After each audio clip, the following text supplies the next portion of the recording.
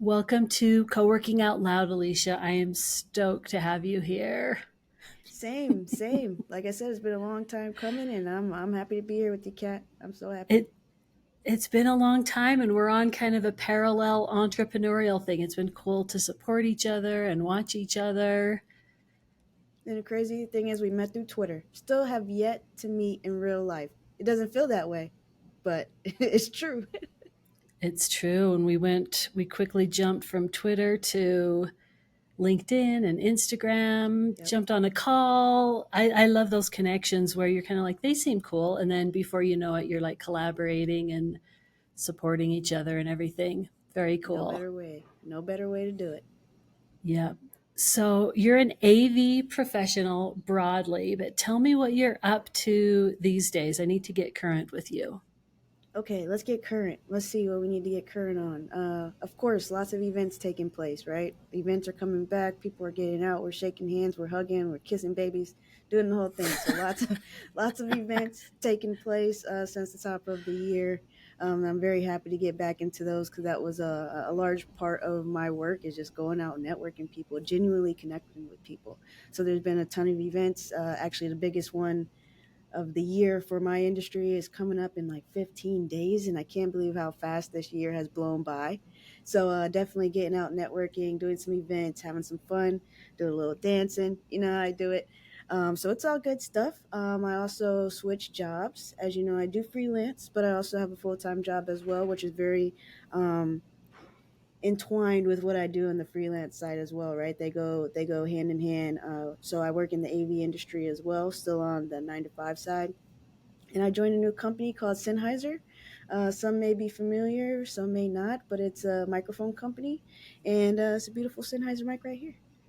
Nice, nice, nice. And it's funny because when you go to events, you're networking and connecting, but you're also working. You Oh are yeah. doing all kinds of creator content and sponsor stuff. Like for people who aren't familiar with you, will you just give us the nutshell of what that looks like for your work? Yeah, so a lot of people know me for the content creation side of what I do. Absolutely. So I guess what I do is I represent a lot of brands and I create creative content for them to reach out to B2B. Most of the companies I work with are B2B. And as you know, that's extremely unique, right? It's not like you're marketing or talking to directly to a consumer. So to do something different and get different results, you got to put out something a little different. And what I'm doing is creating content for brands to stand out above the noise. And working with me and alongside of the companies that I am very passionate about, we've done that together over the years, and we continue to grow and grow and grow and help get those stories out. So, long story short, I help brands tell unique and engaging stories. I love it. And you do it so well. I think the thing that, so as you know, this show is a deep dive into co working content and community. Hmm. And the content and community piece is just like right down your alley here. And the thing that I love so much is that you bring so much of yourself to your work. Like where regardless of the event or the brand or the person or whatever, you're there showing up as yourself. And I know from my own trial and experiments and all that, it's hard. It's It's so hard to hard. like flip a switch and be like, okay, I'm here doing this thing and whatever. So let's jump right into like, how do you do that? And knowing that a lot of co-working space operators and Mhm. community builders are here, so, like, what kind of tips do you have for them to kind of flip that switch and be like, okay, now we're making a video? So the switch is more of like a slow roll, to be honest with you. One thing that I always start with, whether it's the day of an event, you got to get that playlist going, right? Whatever gets you juiced up. For me, it's playlist, right? Some people it's yoga, some people it's a walk in the park, whatever it is. Do that thing that makes you feel most confident within yourself. The next thing is, all right, make sure I know what I'm wearing. A lot of people say, yo, these suits are crazy, Alicia. You got a yellow suit, you got a pink suit. Yeah, I got every color suit, right? Because when you look good, you feel good. It Yeah. exudes that energy and personality, and everybody in a room can feel it, right? In my industry, it's no secret when I walk into the room, there's not many people that look like me. One, because it's a very male dominated industry. Two, is very low diversity. So I use that to leverage. Mm. Honestly, I started harnessing it, right? I used to run away from it. I actually Yep. started harnessing it and putting it into this little ball of swag so I could feel confident. So find what makes you confident, right? Start that day off doing what you love, what gets you in a great headspace and a positive energy flowing. Then get some nice swaggy stuff, whatever your swag is, even if it's all black, right? That's you. I don't care. And other people are going to feel it when you show up as yourself or the best version of yourself in your own mind, right? So it's a two-part thing. So that's before the show, right? On my way to the show, I'm pumping that playlist again, and when I'm there, that's when there's more of like a switch, like, all right, here we go, game on, Mm-hmm. right? I always have a strategy. Who are the five people I want to connect with at this event, right? Maybe it's something I saw on Twitter, but I saw five people engaging on there and they seem really cool. All right, awesome. I know I'm gonna walk into that room and try and find those five people as fast as I can. And then when you start talking to people, it's like people start hovering around you. You get the drinks, you get your water flowing, you get your meats and cheese going. It becomes something that's a little bit more digestible than like something that's, oh my god, I'm too scared to be in here and work this. You know what I mean? That kind of changes the game when you go in with a game plan. Yep, the prep is so important. Even at co-working conferences, I always Oh, know, like I set intentions before I go mm-hmm. because once I'm there, it's so easy to just get like in the Yeah, hustle and bustle and plans and this and that and the other. But ball of swag, I love that. yeah. And also, Boss. who are a few of your go-to playlists? Because I for sure use music in that way. So, who are some of your go-tos? Definitely gotta get my Sam Smith going, right? Dua Okay. Lipa is always a good one too. Yep. Beyonce, depending on the day, she's always my hype lady. Um, and then DJ Snake, any kind of DJ Snake playlist is really good one to get the blood flowing. And then sometimes it depends on the mood I'm in, right? If I'm giving a presentation, then that's kind of a different mode than just going Yep. in and be like, hey, I'm gonna shake some hands. So if I'm giving a presentation, 9 times out of 10, I'm throwing on some Jay Z, some Nipsey Hussle, like getting into a real like high level of excellence mindset, right? I Somebody was who's like taking over the world mindset. yeah, yeah, Yep. yeah, exactly. Yeah. Somebody who's really dropping some gems on me, right? Giving me some hard bars to be like, yeah, I got Yep. this. So yeah, the playlist vary for sure. I love it. I have a cat's favorite playlist and there's like 300 songs on it. I'm like, I think I might need to like trim it, but they're all the ones Break that it I down, love break it down. every time. Yeah. So, thinking about people who are like, for instance, I reached out to a few people in the lab and asked them to make vertical videos. And I Mm-hmm. know for some of them, that's like, oh God, just like doing a short thing. So the thing I appreciate so much about your videos is you're just very there. You're like fun and authentic and doing the thing. So in that moment of like, you hit record, Mm-hmm.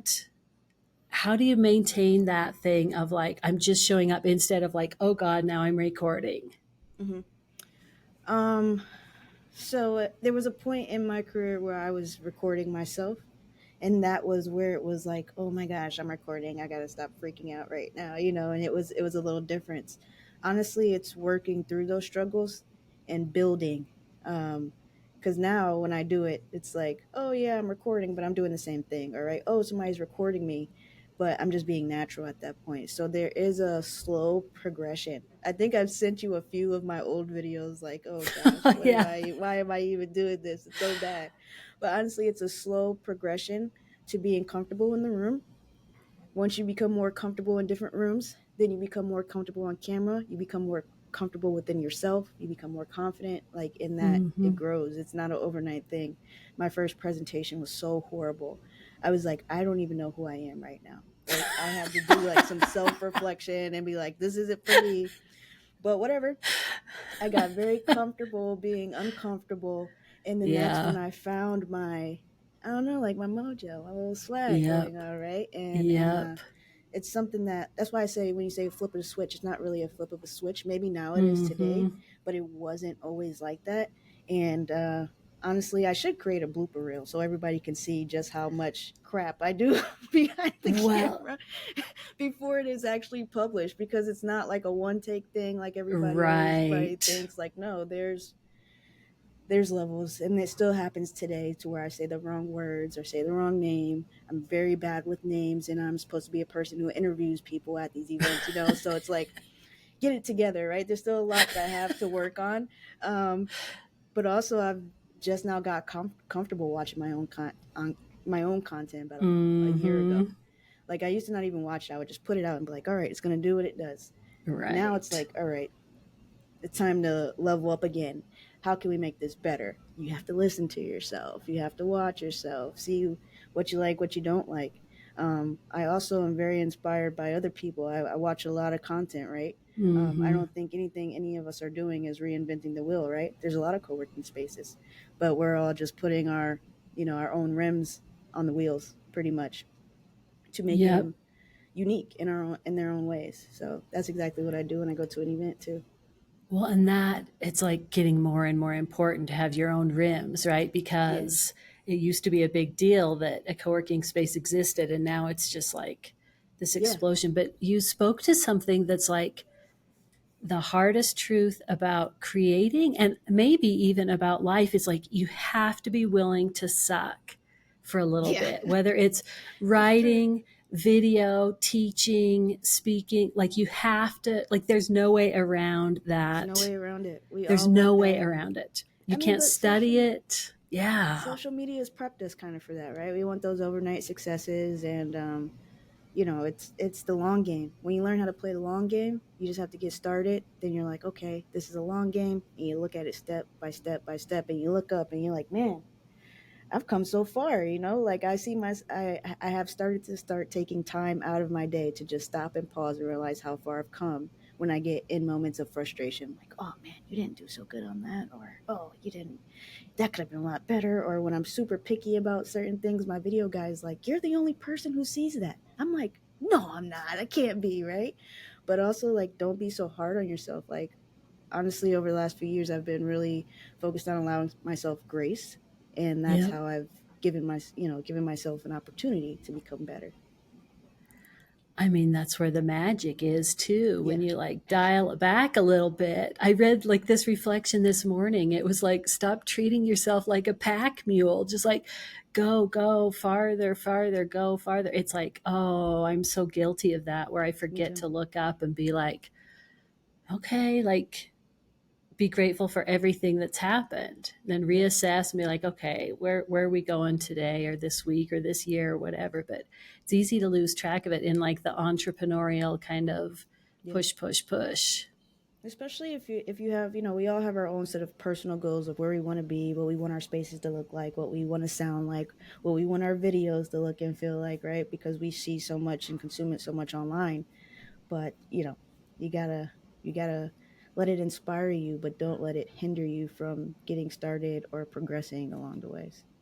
Yep, I think that gap of learning paralyzes a lot of people. That's why people who are actually creating pretty quickly stand out because most Hmm. people don't. Like just taking that brave act of putting yourself out there. Like there's stuff that I look at, I'm like, oh my God, I look crazy. Like, oh, it's terrible, And we think you but look great. We think you if look great.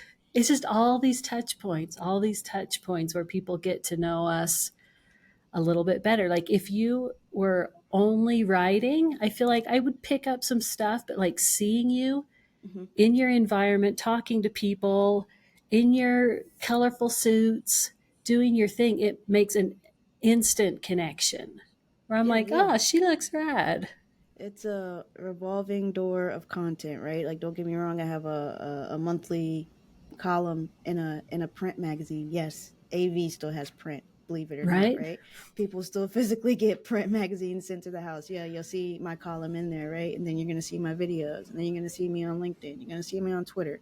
Then, you know what? And a few weeks later, we're gonna meet at the conference, and it was gonna be a great interaction. And you know what? Okay, I'm gonna put that in my video so you feel connected to me, right? That's how we continue to build community. Like, just honestly, just making genuine connections, and then showing that love back to the people who show love to you at the show. That's a perfect segue into what I wanted to talk with you about next is the community piece of what you do, because I'm of the mindset that everybody should be building community around their brand. And Right. here we have an industry like the AV profession, like Right. microphones and a whole bunch of things most of us don't understand. And yet there's a massive community that's not only at events, but they're like reading and writing with and for each other. And I'm sure you have different platforms. I know on social, you're very engaged. There's a rich community there. So Mhm. tell me about the community piece of your work within the AV industry, because I think it's a great example of like community and brand community is not just for co-working spaces. It's like Yeah. everyone can be doing this. Right. Right. As I was building my brand, it was all about climbing the ladder, to be honest with you. I was like, man, I'm going up against these guys that got degrees and all of this stuff, right? Like this is challenging. How do I put myself out there if I'm already 10 steps behind? So I was like, I'm gonna build Hmm. this brand and everybody's gonna know who I am. And then slowly I'm getting into the industry and I realized, man, these people are awesome. Whether I build, climb up the executive ladder or not, we're building actual friendships now. We're helping each other gain traction within the industry. And I was like, okay, this is becoming a lot bigger than a career path or a single Hmm. brand, right? This is something that people actually feel. And that's what it is about for me, for the community, is like, all right, when I started putting my passion into the content I was creating, people started feeling it, right? And when people feel something, they connect to that.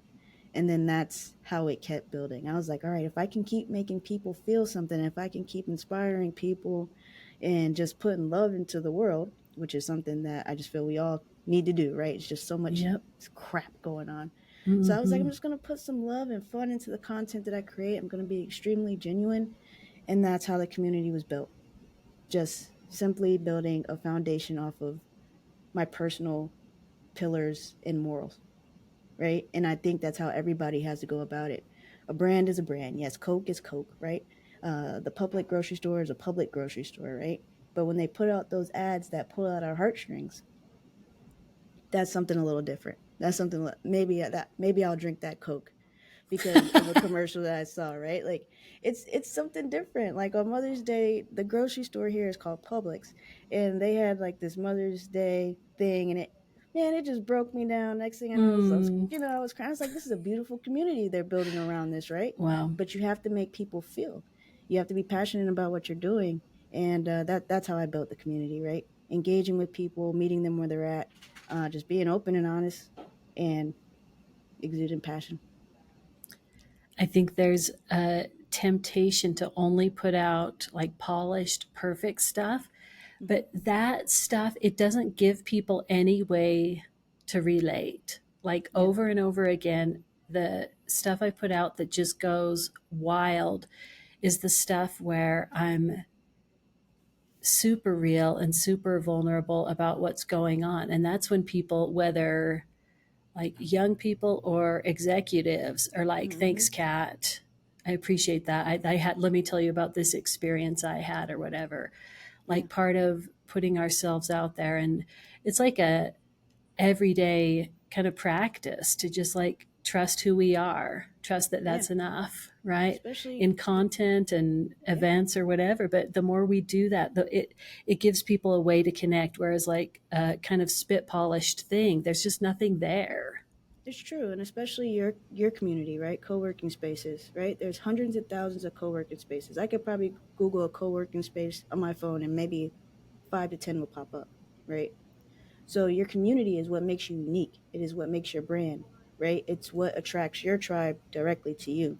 Because if you have community, I understand your morals, I understand your values, I understand your wants, your needs, your pain points. I understand your vulnerability. And that's what might make me choose you because it builds trust with me over some random big name brand, right? Out there that anybody can go to any time of day and just sign up for $20. I want to make sure everybody just heard that because it's so important. And I always say, like, you can't outspend the big brands, but you can out Yeah. content them. You can Oh yeah. out, like, being real and making sure that when you pick up your phone and you're flipping through the 5 co working spaces that are within your vicinity, that one of them you're like, what's that? That looks cool. And clicks through, click through and check that out a little bit deeper. Like that's the crucial piece is, yeah, that moment right there. Anybody could buy a desk, right? What makes me want to come and connect to your community, right? Is it the people that are there in the space utilizing it? Oh, we have similar interests, maybe we can do business together. Is it the food that's there? Maybe I'm a foodie and I'm gonna be there 18 hours a day and I need to eat something good. Is it, there's all different kinds of things. Do you have events that cater to things that I'm trying to build within my own company and my own brand that cater to me? There's so many like nuggets of stuff that you can do to stand out from a brand perspective, and that's why it's important to create the content and also build the community within that content. Yep. And let me get your pro perspective here. If you had a co-working space, how would you be using video, whether social, YouTube, whatever? Like what would you start with? Oh, well, of course I'm a techie, so I'm highlighting any piece of cool tech that we got, even if it's the simplest thing. Like, hey, you might not know how to work Zoom.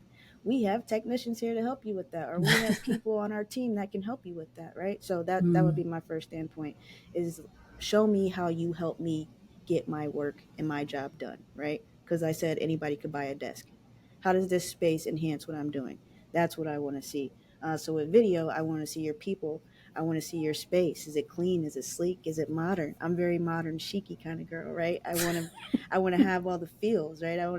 They're plants, Are there yep. events going on here? All of those questions should be answered within video. I love it. Alicia, what have we stepped over? What should we talk about before we jump out? I mean, what's something that I've seen you go into more events, but is that something that all co-working spaces do to kind of bring in more people, bring in more community? Is that where you feel people should be utilizing Mm, video more? I've seen you starting doing it too, Kat. I saw you at an event working and I was like, yeah, I love it. So is that something that's yeah. very important to the community overall? Like if I owned a co-working space, is it a must that I throw events? I don't know if I would go so far as to say a must because some spaces like they don't have the capacity. It's like one Mm, person doing all the things. They don't have the space. It might be really small. And if you can, absolutely 100%, because that moment where people are looking at your space, looking to see the events, looking to see who shows up, events can also express your vision for the community, your values, the vibe. Like it's yeah, such an immediate way to see who's there. People can self select immediately of like, ooh, that's not going to be my yeah, thing. Or else like, oh, what is right. this? So I think the programming is a huge part of it, and it doesn't have to be big events. Like it can just be lunch Little and learns and mixers. Yeah. workshops, and just like ask your members to share some things, invite the public. Like there's a huge opportunity to differentiate with events. Yeah, and testimonials are huge. I think in any industry, right? If there is a person that keeps coming back to your spot over and over and over again, connect with them, even if they're the one consistent member within the month. Okay, let's find a way to deeper connect with them. It's kind of like on social media when it's like, oh man, my cousin is just the only person who's liking my post. Okay, well Yeah. show some love to your cousin because one day, you know what, it's going to be hundreds of thousands of people, and you have to start somewhere with that level of engagement. So hey, connect with those members that are faithfully there, get them on some video, see if they'll be comfortable. If they're not comfortable with video, start with a picture. Pictures are just as valuable. A lot of people always back and forth. Should I make a video? Should I make a picture? Start with a picture. Do what you're comfortable with. Oh, they don't want to be in a picture? Maybe you do a voice note, right? Turn it into a graphic. Put a wave over the graphic, and that's still a form of a testimonial. Video is not the only form of content, even though it has traction of being, most engaging because people want to see you. But you got to start somewhere. And there's a lot of different ways to start. But utilize the people that are in the seats daily. That appreciation for the early people is so good. It's You so got to show them true. some love. Yeah. I remember years ago, it was when you would see a lot of like little pop ups that said, like, 80,000 people are on my list, 200,000 people are on my list, like all these huge numbers. And at the time, I had like 273 members on my Mm-hmm. email list. And I was like, oh, this is, so few, blah, blah, blah. I have to grow up, blah, blah, blah. And I actually, in a moment of truth, I drew out a circle for all those people. And I'm like, every single one of those people is someone who said, yeah, send me your thoughts when you have them. And Yep. looking at them all together, I was like, that's a lot of people, even though it Yeah. was, a smallish number. And it's like, my list is like 10 times that size now. But I remember that moment of like, stop, like each person in there has given you permission to talk to them. Mm-hmm. Like, that's no small thing at all. Exactly, exactly. We all start somewhere, and I mean, small to who, right? You might have this dream of 100,000 followers, or whatever the case is, but 275 people have legit said, "Hey, I want to hear from you." That's huge. Like Right. that's unmatched, right? Like a lot of people don't even start to get to that point. So leverage the early birds, leverage those people who have been supporting you from the start, um, because they are going to be the people in your community that attract the rest of your tribe to up those numbers and engage and come and hang out and do mixers and events and just actually get in there and co-work. So true. So good. Alicia, where can people learn more about you, connect with you, get in a little bit more? Yeah, yeah, absolutely. So if you want to connect with me on all the platforms, it's at the Smooth Factor. Yes, I know it's a Oh, strange yeah, name, the smooth but factor. nobody else has it. So you type in the Smooth Factor, you will find me in some form or fashion on the Googles. Even my website is thesmoothfactor.com. I remember when we first connected on social, I was like, what is this smooth factor? Who's this person? What is all this about? Yeah, I went exactly. down the wormhole. I love it. Yeah, exactly. So get down the wormhole, reach out to me if you have any questions. Yes, I am an AV, but I think what I do as far as creating content and building community and engaging with people, that's beyond any industry. So I'm always happy to help. So don't hesitate to reach out. I love it. Alicia, it is an absolute joy. I'm thrilled we found each other, became fast Absolutely. friends, and let's chat again soon. Absolutely. Thank you so much, Kat. I appreciate you.